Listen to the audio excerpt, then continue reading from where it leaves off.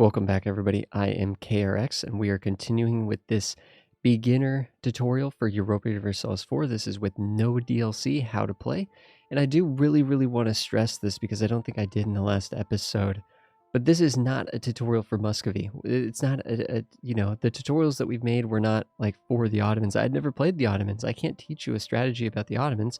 It's been a long time since I've played. I have played Muscovy, but I've only played them once. It was a long time ago. I'm not an expert at playing Muscovy. I know nothing about playing Muscovy in terms of like the greater strategy and stuff. This is not a tutorial for Muscovy.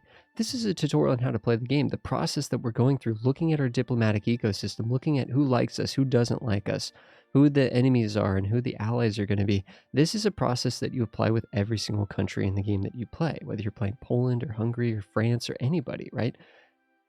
So the tutorials that we make are how to play the game, the process to play the game. And you can apply this. You don't have to play Muscovy. If you want to follow along, you can follow along playing any nation in the world. You could play France and follow along with us and go through the same process, right? We've looked externally. We know that we actually have a lot of enemies on all sides, to be honest, but luckily we have a lot of subject nations in here, right? Using the diplomatic screen here. And anytime we want to get back, we always go back to the political. I did mention this is the political map mode. It lets us see the world broken down by everybody's sort of color and easily see their names and stuff.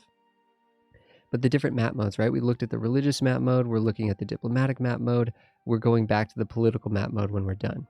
So, but we know that we have all these little subjects here that'll help. It's kind of like it's kind of like a built-in alliance network, right? Those little subjects and stuff. Kazan, the Great Horde, and Novgorod are sort of enemies on our fronts. Lithuania is kind of neutral right now. Maybe we'll try to keep them happy so they don't turn on us, right? So we aren't completely surrounded by enemies. We are buttering up Poland at least, so hopefully that'll be a deterrent for people. And the truth is, because of all these little subjects and everything, we are quite powerful. So it is likely that these nations will not want to just directly attack us. So I personally, as someone who has played the game a little bit, this isn't something that necessarily a new player would necessarily know or feel, but I'm actually feeling relatively secure right now. I'm not that worried about Kazan, although we could look up and see how scared should we be of Novgorod, of Kazan, of the Great Horde. And one of the things we're going to be doing in this episode is looking at sort of comparing militaries and how we do that and stuff like that. But really what we're trying to do right now is look internally. We've looked externally. We know the situation here. We got a bunch of little independent dudes here that are kind of irrelevant in a sense, but they do like us, so it would be possible to ally these guys. That would be something that would be certainly possible. And then we have the bigger sort of medium weight dudes that are dislike us in Lithuania that's neutral. Okay, so if we're looking at internally, though, we need to hit this big giant crest, right? So if we hit this crest, it opens up. Oh, it remembers we were just looking at France. We were just talking to France. So let's go back. We could hit this button down here. That'll go back. But this is the diplomacy screen. So again, kind of like what we were talking about in the first episode a little bit, is we are running a nation. We are playing as Muscovy. There's a thematic aspect to that where we have to worry about our nations. There's a religious tab, and it says we're Orthodox, and it gives us some information about the stats and like where we are sort of with our religious unit. In fact, it looks like, wait a second, there's a province in our country that is not Orthodox. It's saying this province is Sunni. If we go to the mode, we can see, oh, wait a second, that's this one. This one is Sunni, but it's controlled by us. So these are Sunni people living here. It says right here that they're Sunni, and that's where our unrest is coming from. Remember we had provincial unrest? That is actually referring to this province right here, and the unrest is being created because there's an intolerance here. There's an intolerance for the Sunni people, and that's just creating unrest, right? So we could actually try to convert this with our free missionary. We have a missionary, we send our missionary to convert these provinces, but it's saying that the total missionary strength is negative. We don't have enough missionary strength to convert this province because it is a certain amount of development, non-accepted culture, a Sunni. So basically it's a negative 3 point. We need to get that to a positive percentage to work on converting this to Orthodox. So that's something we actually can't do right now. We cannot do this. And we just have to boost our missionary strength. There's other ways we'll be able to do that. I'm not that concerned about that right now, but we just do know that that is causing a little bit of provincial unrest. If we click on the unrest tab, it'll bring up the stability and expansion tab, because there's a bunch of different tabs. All I was trying to get at with the religion is that there is a religious tab, right? we can imagine that that's something that is important. Our religious unity as a nation is important when it factors into our stability. We've seen how that now ties into stability. It says we have some separatists. We actually know a little bit about these guys. There's 7,000 troops. They're separatists. They have a 1.6% chance to increase the progress per month. So we're not going to talk too much about rebellion until this becomes an issue, but it's estimating that this rebellion will happen in 52 years. 52 years. That's a long time in the future. Time doesn't go that fast. So unlikely that this is actually going to amount to anything in its current state. So we can kind of actually ignore this, but the stability and expansion tab that we got to by clicking on this provincial unrest tab is actually showing us the information we need to know about this particular rebellion that is brewing within our country. It's a low percentage rebellion, and it has no progress. It hasn't actually built up. The rebellion itself hasn't actually grown up. It has a 1.6% chance to grow the rebellion, but the rebellion has to grow 10 times before it actually fires. So it's so far away from happening. Not a big deal there at all. And there's ways that we can handle that when that actually becomes an issue. And it's not an issue right now. This yellow banner right here will turn to red when it becomes an issue. When it's more of a pressing matter, it'll actually warn you by turning to red. But if we go up here, we can see that there's different tabs here. One of the big things is the economy, right? We were talking about how we don't have advisors. We have another tab saying we have free advisor slots. Well, can we afford any of these guys? They cost 1 ducat per month. Is that a lot? Is that a little? I mean, we have 54 ducats at the moment. If we go to our economy screen, we can see we're making a ducat and a half. So the answer to that is yes, but barely. If we pay for one of those guys, we can only afford one. We certainly can't afford 3, otherwise we'd be losing money. But how could we potentially try to maybe get more money per month? How can we affect this? And in the long term, by taking more land, let's go back to the political map mode just so we can see we're in the religious map mode still on the main screen. It was kind of looking a little jarring there. So how do we potentially get more of a positive balance here? And we could see the different ways that we're making money. We're making it through taxation, production, and trade, and so on and so forth. And our vassals are paying us that tribute, right? It looks like. But we aren't really going to be able to actively change any of this stuff, like adjust any of this stuff here. This is more stuff that you change by acquiring new vassals or making your vassals more wealthy so they pay you more money, or by taking new land so you get larger taxation base by just having a larger country, more production by having a larger country, and more trade by controlling more important trade centers and stuff around the region, right? So a lot of this stuff you actually grow just sort of through expansion. There are ways to grow internally through developing your country and stuff like that, but this is more of a long-term process. Is building your income is a long-term process. Where you actually tend to balance your budget is looking at your expenses. So we can see here state maintenance. Okay, nothing we could do about that. That's just sort of a general maintenance for the size of our country, essentially. We have fort maintenance, though. We're paying 3 ducats a month for fortifications. We'll have to look and see if those are important or not, but we can see actually there's fort icons on the map here.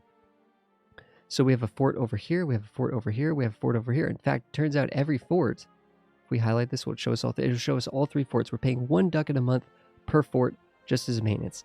We only make a ducat and a half per month. Like, we're paying 3 ducats on forts. That's actually incredibly expensive. That's incredibly expensive. We could actually, there's 2 forts right next to each other.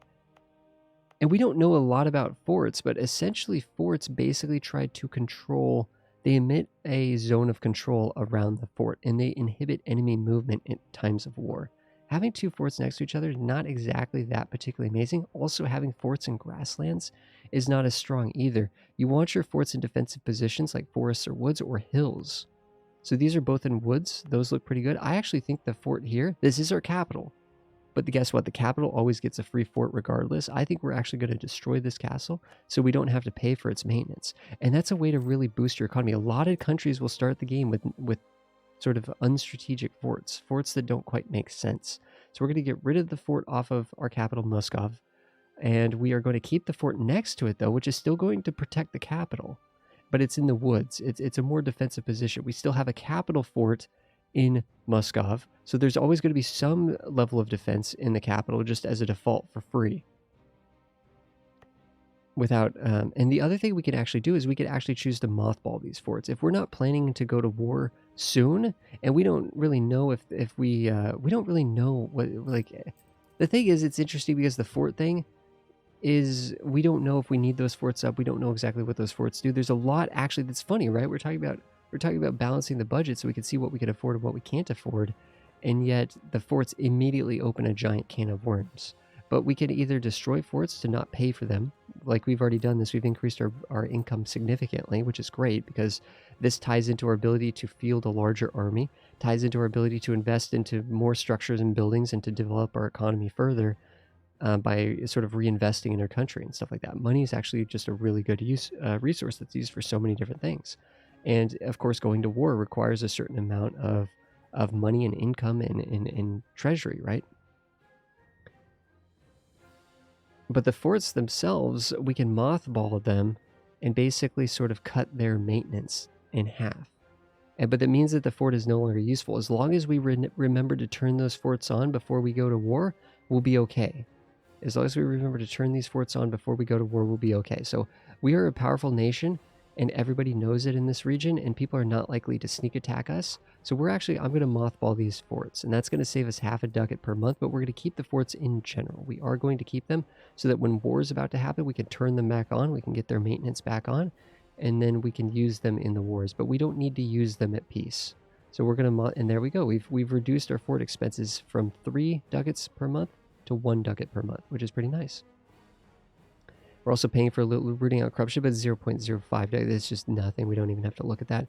We're also paying for the army. The only other thing that we're really paying for is the army, and we can not pay for the army if we want. Now, the army doesn't disappear, right? This is basically, these guys are just standing around doing nothing right now. And again, if we're not at war, it might make sense to kind of lower the maintenance on the army, and then as we're going to go to war, we could turn up the maintenance. And for the most part, this is a safe thing to do. This is a safe thing to do. The AI doesn't intentionally try to sneak attack us or anything like that. We will kind of have a sense of when we're vulnerable and stuff. And right now we still have 22,000 troops. Kazan knows it. They don't necessarily want to attack us because they know we still have a strong army. It's just that we're not paying them. We're letting them basically just kind of loaf around and do what they want. They're kind of on leave right now. And then as soon as we're about to go to war, we can raise this back up and build back up their sort of train them up a little bit, take a few months. It kind of takes a few months for them to get back into fighting shape, right? So they're not instantly at fighting shape. That's what the danger is in lowering army maintenance. But we can lower army maintenance. They're totally fine right now while we're at peace. There's nothing wrong with this whatsoever, especially as a country like Muscovy, a powerful country like Muscovy. And we'll be able to do that. And we're now making some good money. One of the cool things about Muscovy is that economically, we're actually doing really well. I mean, we can pay for our army. We can not pay for our army. It doesn't matter. We're still doing really well. And let's pretend we're paying for our army, though. And let's say we're at war, right? We're at war. We're paying for our army. We're paying for our forts. We'd be making about 2.5 ducats. So we might be able to afford 1 or 2 of these guys. But I don't know if we're going to try to get all 3 of them. So we can go here and we can grab some of these guys and they give us little abilities like yearly inflation reduction. We don't know anything about that. Production efficiency, wait a second. We do know that we're making money from production. So if we increase production efficiency, presumably this guy will help pay for himself. The other thing, but it doesn't seem like it'd be worth it, right? 10%, we're only making 3 ducats a month. I mean, what is that, 0.3 ducats? We're paying a ducat per month to get 0.3 ducats per month? That doesn't make sense, right? But we haven't talked about the other thing this guy does for us. This guy is an advisor. He's an administrative advisor. And he actually increases our administrative skill. And we can see right now our administrative skill, based on our ruler is a 3 administrative skill ruler. 3, 1, 2. Not particularly amazing. These roll anywhere between 0 and 6. And we can see our heir, who's only 4 years old right now, is a 3, 4, 5. Much stronger than our ruler. That's interesting. So we want this heir to take over. Because the heir has more inherent talent and skill as a ruler. They have more military skill. They have more diplomatic skill. They have more administrative skill. These advisors, what they can do is they can supplement by increasing the skill. Now we're getting +1 because of this guy. This guy's adding +1 skill. This ties into a currency in the game called administrative power, diplomatic power, and military power. These are incredibly useful. That's how we get new technologies. We get new military technologies by building up power. It says it's going to cost us, we don't have enough military power. We need 598 military power and we only have 70 available. We only have 70 available. So the more skillful our leaders and our advisors and our leaders, the faster we gain power, the faster we can get military technology and other kinds of technology, diplomatic and administrative technologies as well. And you can imagine that if we have a technological advantage over our enemies, that helps us directly in war, that helps us with prosperity, that helps us economically. I mean, it's just like you'd imagine, like building new technology. Like, this is a church. We'll learn how to build churches, and this increases our tax base. Local tax modifier plus 40%, right? We don't know too much about how this is going to work exactly, but we know that more taxes means more income, right? We're talking about building infrastructure. Building churches in our country will increase our ability to make money, and eventually this will have a return on its investment, right? Eventually that extra taxation that we get from the church will pay for its cost over time. But the thing is, we have to get administrative technology to be able to actually build these sort of, like, I guess, state-sponsored temples or something, who knows. And here we can actually get marketplaces to increase local trade power. We haven't talked about trade and the details of it. It's not really that important as a new player. But I'm saying there's different things that we're getting. We're getting new technologies with all these different sort of categories that help advance our country, and become superior basically over our neighbors, right? And have advantages economically and militarily over our neighbors. So these PowerPoints are incredibly important, and our air is not great. Average would be 3. So a 3 is kind of middle of the road because it can be anywhere between 0 and 6. So a 3, 4, 5 is like decisively above average. Our air is really good, and we're excited when he takes over the throne, assuming he lives long enough to take over the throne, and assuming this leader doesn't live forever, right? Because he's 29 years old, he's pretty young. The interesting thing is we could actually do something to try to get this guy off the throne faster. One thing we can do is we can actually make him a general. We can come down here to the military tab where we can train generals. We have a really good general at the start of the game. Dmitri here is a historical general. Muscovy starts with him. He's a 3-4-3, just like leaders are kind of a 0 to 6, right? He's got 0 siege. He could have up to 6 siege. But leaders, generals are kind of a different situation than like the actual country leaders. Generals, you don't typically get their average of 3-3-3. Usually you get much lower than that. In fact, it's based on your army tradition. So with army tradition, if we were to actually roll a general to spawn a general, it actually costs us military power. Another use for our precious military power. Not only are we trying to get military technologies to have an advantage, direct advantage over our neighbors, but we're also trying to make sure some of this gets allocated to getting new generals, because eventually this guy could die. He's 30 years old right now, but he could die. He could die in battle. He could die of old age, and we won't have this guy forever. And we'll have to recruit new generals from the army based on our army tradition. If we have a higher army tradition, we'll get better generals. 9 is 9 out of 100, right? Out of 100 potential, 100% army tradition, we're at 9. Which means the generals that we roll will only have between 2 and 7 pips. Wait, 2 and 7 pips. 7 is like the most we can get if we roll this guy. That is the most we can get. Our historical general, Dmitri, has 10. So our historical general is actually better than any general that we could roll for military points right now. He's like a special character that we get to start the game with, which is really cool. And he's got 4 shock, very powerful. This guy is very powerful. But we could still actually make our ruler give ruler military command. And what this does is we can actually intentionally try to put our ruler on the battlefield. Whoops, I accidentally clicked off that. I apologize. Go back to that screen. We could put our ruler on the battlefield. And see, he's not nearly as good as Dmitri. He's a 4-2-1. It's not terrible, but it turns out that shock's actually a little bit more important than fire. So the fact that he's a 3-4 is a better allocation, and he's got way more maneuver. Our general's doesn't have his sneakers on, basically. But our ruler, we can actually hope that this guy might die in battle by assigning him to different army groups, and that would actually that would pave way for our heir to take over the throne and we see that this guy is talented and he's ready to lead the country in a more positive way. He's got higher skills. So we're taking a side venture here to get our ruler as a general because we want him to die. We actually want him to die. We could click through here and try to get another one, diplomatic reputation. That's going to help us build diplomatic relations. Like with Poland, right? We're working on Poland. We saw that they appreciated our diplomatic reputation. We could get more diplomatic reputation. We could also go looking for a military advisor. Ooh, this guy's +1 military point. He is 1 per month, just like the other guy. He's a level 1 military advisor is what that's called. Whereas this guy's a level 2. You can see level 2 is very expensive. Very expensive. Can't afford these guys.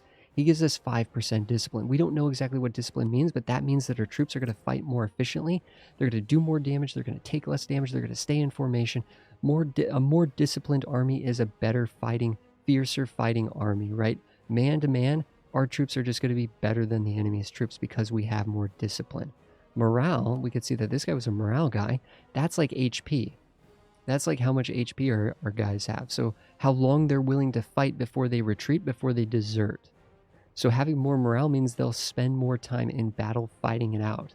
But having more discipline means they'll actually fight smarter and more effectively. So it actually tends to be like discipline is a very, very powerful military stat. Having this in military advisor, our armies are significantly more powerful because of that.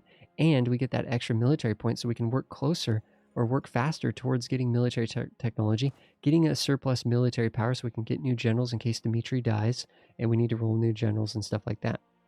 And these generals, essentially what you do is you can just put them on we can put our king on our troops here and put him out in the field and have him work and hanging out with his troops. And maybe, you know, if he gets into a battle or something, he could die. If that army gets into a battle, he could die. And we actually want that to happen, which is kind of ironic.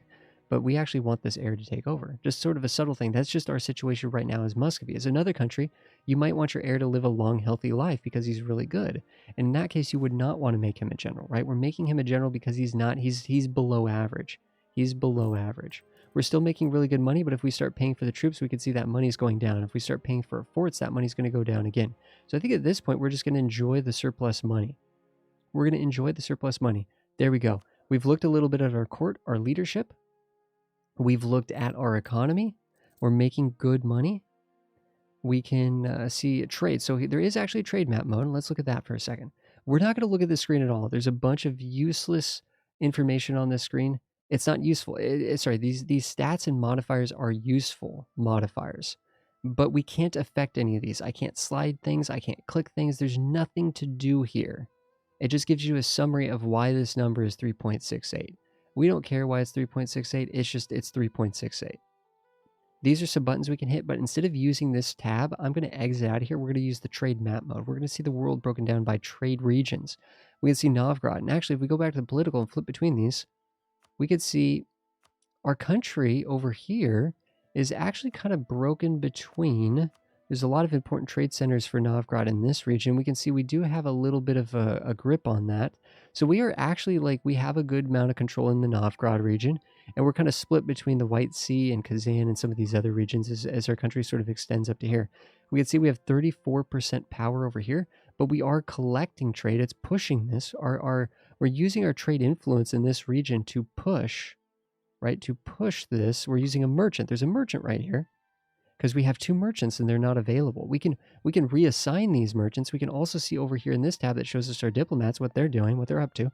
We can also see that we have a merchant in Kiev and we have one in Kazan. So Kiev is down here. So we have and these guys are transferring trade power into the Novgorod region because our capital, right, Muscova is, I guess modern day Moscow, right? Muscova is our trade capital. It's our capital, and it's our trade capital, our political capital and trade capital. And that means that we collect trade from this region, which is the Novgorod region. We can see actually that there's a lot of valuable provinces related to the Novgorod region in, well, Novgorod's country, which is another reason why we want to conquer this land, to get more power and more control over the ducats that are here, the money that's here. There's 6.7 ducats here. 6.7 ducats in that node. We're only collecting 2 of it. We want more of this. We want all of it, right? And to get all of it, we need to take more control over this trade region. That's really all there is to it. And we just need to make sure, what we're just making sure right now is that are our merchants doing logical things? Yes, our merchant is pushing to Novgorod. That's logical. Our merchant is pushing from Kazan to Novgorod. That makes sense as well. We don't want to push up to the White Sea because we're collecting here. We don't really need to be pushing like from here to here because that doesn't do much for us. So we don't want to be pushing Kiev away from where we're this all makes sense. Our 2 merchants are doing logical things. We could move a merchant to collect in the Baltic, but we don't have any percentage of power in the Baltic. See, we have 21% here. We have 7% here. 34% in Kazan. 3% down here, but that's too far away, right? That's because we're so far away there. what would we, if we collected 3% of 3 ducats, it basically would be nothing, right? So pushing and making this more wealthy and collecting 21% of what's here is the best that we can do at the moment. And there's some bonuses for having those merchants sort of funneling in, and making sort of what we call merchant chains, like making chains of merchants. If we had a third merchant, if we earn a third merchant, it would be good to have one here to push up to Kazan and then create that sort of chain of that sort of wave of prosperity that can then move back to Novgorod. But the other thing we're going to have to do is we're really going to want to take a lot of this land here, as we're noticing how rich and powerful it is in terms of trade economy, in terms of boosting our trade economy. So we have trade. We've talked a little bit about technologies, right? We're trying to earn these power points. Sorry, not power projection, but we're trying to, now we know what these power points are. Tons of currencies up here. A lot of these we haven't talked about because we haven't needed to talk about them. But, you know, there's different sort of ideas that we're working towards and different ways that we can customize our nation. We don't need to talk about this yet. We will unlock these with administrative technologies, right? Unlocked at administrative technology 5. So once we get to administrative technology 5 and then 7, 10, 14, so on and so forth, we can start to customize our nation with different philosophies like religious ideas or trade ideas or defensive ideas, different philosophies to customize our nation. Haven't gotten there yet. This is a really important screen though. This is something we're definitely going to want to take a look at because these are the Muscovite missions. So what this is this is essentially a ambition tab for our country. These are things that we can do. These are things that it wants us to pursue, right? And one of these missions, invade Novgorod. We have a mission to invade Novgorod. And it says that we can complete this mission if we are in an offensive war with Novgorod. We can actually get permanent claims on like all of these provinces. It's actually really insane. So we can get a bunch of free claims on Novgorod if we just go to war with Novgorod. Well, we have to build up a reason to go to war. So that's what we're doing. We're using our diplomat to build up a reason to go to war. That's good. But we actually have a mission to attack Novgorod. That's good because we were already thinking that. Just looking at the ecosystem, just thematically playing the game, we already assumed that we would want to attack Novgorod. That's looking at the trade map mode. That also told us, I can't speak today apparently, that we want to invade Novgorod. And now we're getting to our mission tab and voila, we want to invade Novgorod. That's actually crazy that we were able to thematically go through these things and make these decisions without even looking at the missions. That's really cool. That means we're on the right track, right? Our thought process is the right thought process. Okay, it says build up to force limit. Total army size is 100% of force limit. Okay, we don't know anything about force limit, but it's saying to build up our army. It wants us to build up our army. Okay. Let's go and look and see what that's all about after we look at these other missions. And you can see these missions sort of, it's like a mission tree, right? They move downwards here. Trustworthy allies. Have at least 2 countries that are allied. Now that's tricky. We're working on Poland. So we're working on that. It'll take some time though, but we're working on that. Have a high income. So again, we talked about how we can't really adjust income. Income is a long-term thing that you grow by building buildings and infrastructure and by increasing taxation through conquest and expanding your country's territories and stuff like that, and strengthening your vassals and stuff. So we actually aren't really going to be able to actively work on this, but this is something that will happen as we just sort of, if we conquer Novgorod, if we conquer Novgorod and take this land for ourselves, it makes sense that our income is going to be increased, right? We're going to have new lands to govern, and that will create new revenues. Tame the steppes. Okay, tame the steppes. At least one province in the Tambov area. And if we click on it, it'll highlight this, right? It's highlighting these provinces are glowing. At least one province owned by Muscovy. So it wants us to go to war for one of these provinces here. Okay, we'll work on that. We're going to work on Novgorod first, but we'll work on that. And then presumably we get a benefit, right? This is the reward. This is the actual objective to complete. Okay, this is good. We have some interesting missions. We have missions to attack these guys down here. Kazan and Great Horde, and then that presumably will tie into more missions, right? This will be more missions that send us down and send us sort of to the southeast, and then this will sort of send us probably to the northeast into this region, and then it looks like this is leading to consolidate Russia and forming Russia, which is really, really cool. So we have missions, we have things that will actually guide us and tell us what we should be doing and working on and stuff, which is really cool. We have different policies here, but these are all grayed out. We haven't hit the requirements for these, but it does say form the Russian nation. So we can look here, there's all these different requirements. We need administrative tech 10. Right now we're on like tech 3, right? We start at like tech 3. So we're not there yet. We need Novgorod. Well, we're going to war with Novgorod. We need some other provinces and stuff too, so we don't have all this stuff, but that's fine. We're going to work towards forming Russia. That would be really, really cool. We've looked at our stability. We've talked a little bit about our religion. We don't really know how all these things work exactly, but we've just sort of glanced at them. We went here and we talked about our generals that sort of pile up here. But then this actually shows us, this will show us our force limit. So we're talking about, hey, wait a second, we need to build up to our force limit. Our force limit is we're at 22, 22 regiments out of 32. Our force limit is 32,000. So to build up to force limit, to get this finished, to get this mission finished, we need to build 10,000 more troops. That's going to be potentially kind of expensive. But we want to do that for our mission. There's a subject tab here. We can see that all our subjects are green. They're all relatively happy with us, which is nice. We can see there's a certain amount of liberty desire here, okay? And if this gets over 50%, it's going to be bad news bears. That's when they start to get a little disloyal. So we do want to make sure these guys stay below 50%. And what we could do is we could try to actually shore up our relationships. Like these are plus 90, but we haven't worked on them yet. We can actually send a diplomat to butter these guys up, make them extra happy, get them up to closer to plus 200, which is the max. And also setting royal marriages and stuff like that will help here with these guys as well. Getting royal marriages with all these countries will help significantly. And that'll sort of stomp down this liberty desire. Right now it's green, but again, 50% is sort of the scary bit. The estates here, we will talk about those guys in the future. This is a very small part of the game, but it's a very complicated part of the game. There is an issue here. We do have a crown land issue. We're seeing some red negative modifiers here, and there is a low crown land. This is relating to the estates. We need to talk about that, and we'll talk about that in the next episode. But more importantly is we need to build up to our force limit. We need 10,000 more troops to build an army.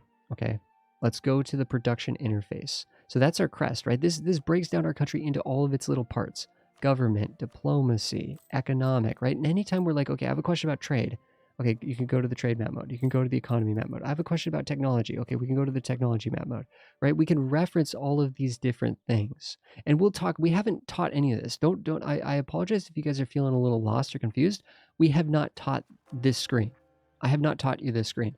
I have not taught you this screen. I haven't taught you anything. We have discussed a little bit in a basic sense to get going with the nation is how we can reduce army maintenance to save money and how we can reduce fort maintenance to save money. We've talked a little bit about the court screen. That's it. We've talked about that the mission screen exists and this can help guide us into what to do. So we've just said that this exists and this is telling us what we can pursue and how we can be rewarded for that. We have not taught the military screen. We haven't taught any of these things. We're just showing that how the information is broken down, but we're also trying to show how these things are interconnected, and it is kind of confusing. But we need to try to build up to our force limit. So let's go to our production interface. So the crest takes you to all these different tabs that break down our country into all those little parts. If we go to the production interface here, boom, land units. Okay, production interface, great. We could build regiments and we can build cavalry. We can see the cavalry are actually 0.53 ducats per month, whereas the infantry are 0.21 ducats per month. Basically, what I'm trying to say is the cav are very expensive. They're also more expensive to purchase initially, whereas the infantry are 10 ducats to purchase. So we can actually, with 20 ducats left, because we bought some advisors, right? With 20 ducats left, we can only actually afford 2 of these guys right now. So to get up to 32 is going to be a process. We're going to have to be spending our initial money on doing this, but I could just click on the infantry and it shows all of the different, this is our land. Our land is now highlighted, and we just click where we want to build these infantry, and it'll take us, each province can work on one unit at a time. So I clicked on one here, and then I clicked on one here, and these will simultaneously build a troop. And I think it was saying it'll take about 50 days, right? It'll take a couple months for those guys to get built. That'll get us up to 24,000, so it'll continue to strengthen our army as we work towards getting to 32,000. So that's interesting. We need about 10 more of these. That's going to cost us about 2 ducats a month, right? 0.2 times 10, 2 ducats a month. So our army is actually going to cost us more than we thought because we weren't at our force limit. Our army was not as big as it could be. Now, the funny thing is we could go over this number. We could go over 32. We could go to 50 if we wanted to, but there's an economic penalty for that. We have to pay more for every unit over the force limit, substantially more. It gets very expensive.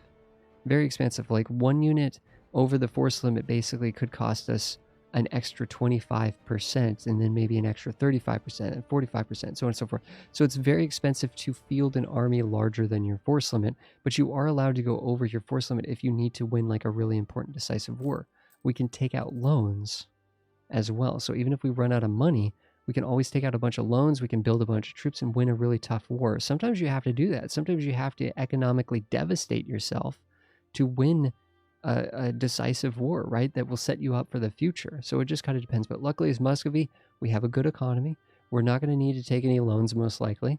And we're going to be able to build up a powerful army and, more importantly, pay for that army, right? Because it is going to be expensive to pay for that army as we build it, as we try to maintain it in the future. So thank you so much, everybody, for watching this second episode. In the next episode, we will talk a little bit about the estates, right? I think we'll go over these estates, and then I think we will unpause the game and start to work towards war against Novgorod. As we now know, this is one of our fated missions and is a requirement for bolstering our trade economy, bolstering our taxation economy and income, and ultimately forming Russia. And one of our major goals for our country is to attack Novgorod. So we will work towards that end in the next episode and talk about the estates, and then we'll unpause the game and sort of get into playing the game, quote unquote, playing the game. But to be fair, guys, we are playing the game right now. This is the game. Making these decisions, setting up your country, looking at the diplomatic ecosystems, looking at the internals, customizing your country, deciding how to spend your limited resources, like your money, at the beginning of the game. These are choices that we're making, right? We didn't have to hire those advisors. We could have trained more troops, for example. So these are all choices that we're making. We are playing the game right now, but we will likely probably unpause the game in the next episode. Thank you so much, everybody. I will see you guys in the next one.